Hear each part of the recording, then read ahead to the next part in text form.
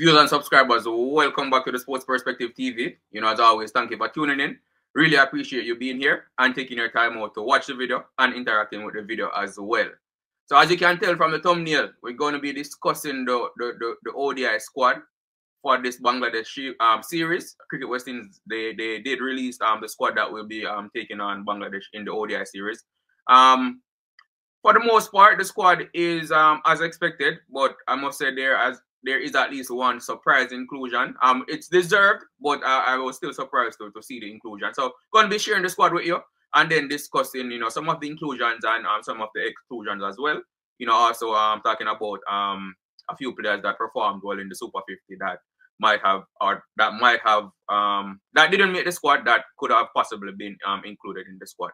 Right, and giving you the viewers and subscribers, of course, an opportunity to share your thoughts about the squad in the comment section, right? So just stick around to the end of the video, as we look at this squad and discuss a few things, right? But as usual, before I get into the details, would really appreciate if you just take a few seconds to like the video, and subscribe to the channel as well if you're new or if you have not done so as yet for whatever reason, right? And sometimes we just forget to subscribe, so I always remind you to subscribe to the channel and like the video. Free and simple ways for you to support the channel, but they really go a far way in helping the channel to grow, right? So just take a few seconds to do that, and then let's get into the video, right? So, so I'll go over the squad first, and then I'll discuss the talking points, right? So the squad is as follows, right? So you have Shai Hope, he was named captain, of course. Brandon King, he has been named as the vice captain, right? Casey Carty, Roston Chase, Matthew Ford, Justin Greaves. So Justin Greaves has also made it into the 50-over squad, on the back of him being included in the test squad, scoring a brilliant century. So good to see Greaves being rewarded for his brilliant performance in the Super 50 again, in the 50-over format. Then we have a Shimron Hetmyer, Amir Jangoo. I thought more about Amir Jangoo in a bit, right? He's a surprise inclusion, but it's much deserved. But I'll talk a bit more about Jangoo in a second. Alzarri Joseph, Shamar Joseph, Evan Lewis, Gudakesh Motie, Sheriffin Rutherford, Jaden Seals, and Romario Shepherd. Right, so that's the 15-man squad that will be going up against Bangladesh in the ODI series. Right, again, just going over it quickly. Shai Hope captain, Brandon King vice captain, Casey Carty, Roston Chase, Matthew Ford, Justin Greaves, Shimron Hetmyer, Amir Jangoo, Alzarri Joseph, Shamar Joseph, Evan Lewis, Gudakesh Motie, Sheriffin Rutherford, Jaden Seals, and Romario Shepherd. So based on the squad, right, you can say that it's majority of the squad is similar to the squad that went up against who did we play in the most recent against Sri Lanka or England? Against England in the most recent ODI series that we won, right? So we won that series 2-1. So definitely you don't really want to make too many changes to a winning team. So I am not surprised that this team, majority of the team remains the same. They have momentum. They perform well against England at home as well, right? So no surprises there for me that majority of the players are from that England squad is in this squad. The surprise for me, and I'm not surprised that Justin Greaves. It would honestly, it would be absurd not to include Justin Greaves in the ODI squad, right? After seeing how he played a match-winning innings, in my opinion, actually, to allow us to win the first Test match and coming off the back of his 3 consecutive centuries in the Super 50, right? So Justin Greaves' place in the ODI squad is much deserved, based on his performances, right? So happy to see him being rewarded for his batting form in our domestic competition as well, right? So there's no surprise there. So Justin Greaves is one player that was not in that England squad that is in this current squad. Also, like I said earlier, I would be talking more about Amir Jangoo. Jangoo is another player, another batsman that was not in the England squad, but is now in this squad against Bangladesh, and much deserved, right? He was the top scorer in the Super 50. So Greaves, got a lot of highlight for his 3 consecutive centuries. right? But in all honesty, Jangoo scored more runs, played more matches, batted more innings than Greaves, of course, right? But Jangoo was the overall leading run scorer in the Super 50, right? And based on that, I think his place is warranted in the squad also, right? Jangoo has been one of those batsmen that he has been consistent over the past 2 years in our domestic competitions, whether that's the West Indies Championship. He was among the leading run scorers in the most recent West Indies Championship as well, right? And we see him doing it again. As a matter of fact, a lot of people were arguing that, or making the point that he should have been included in that squad that toured England, right, in the summer, right, based on his performance in the Super 50, in the West Indies Championship, right, and we see him performing well again in the Super 50, right. So I think it's a much deserved inclusion in the squad. Whether or not he will make the starting lineup for any of the matches, that is up to Darren Sammy and his staff, right. That is left to be seen. But you don't want players to be discouraged, consistently performing in the domestic competitions and then not even getting an opportunity to be a part of a squad, a West Indies squad, right?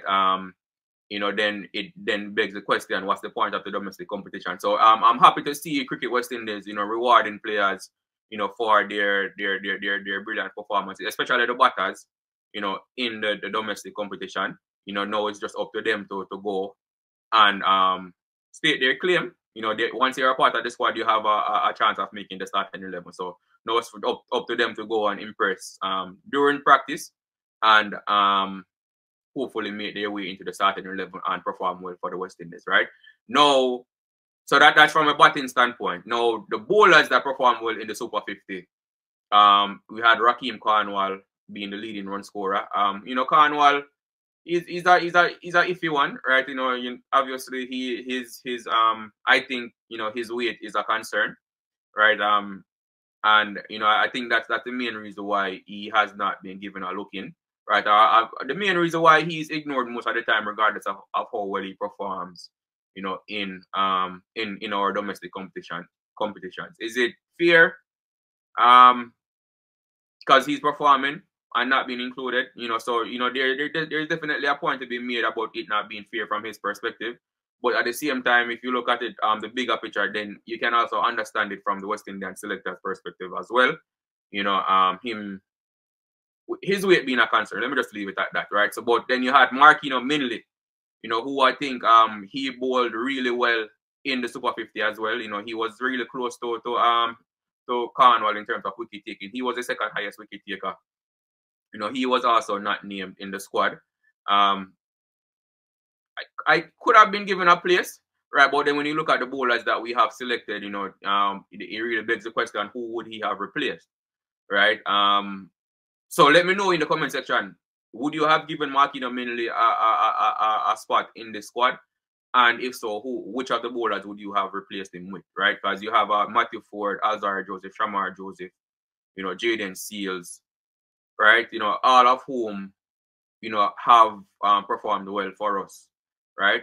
In recent times, none of them took part in the Super 50, of course, but again, like I said, coming off the back of that ODI series win against England, all of these bowlers performed well, or even if they did not perform well in the ODI series, they're currently performing well in the Test series against Bangladesh. So they are still in good form, right? So and I think that coupled with the fact that they have already been in the team, that gives them the edge over Markino Minley, who has yet to feature for the West Indies, right? So unfortunate, for Minley that he is not included, but it's tough. Our bowlers are bowling well, right? Our bowlers performed really well in the England series, right?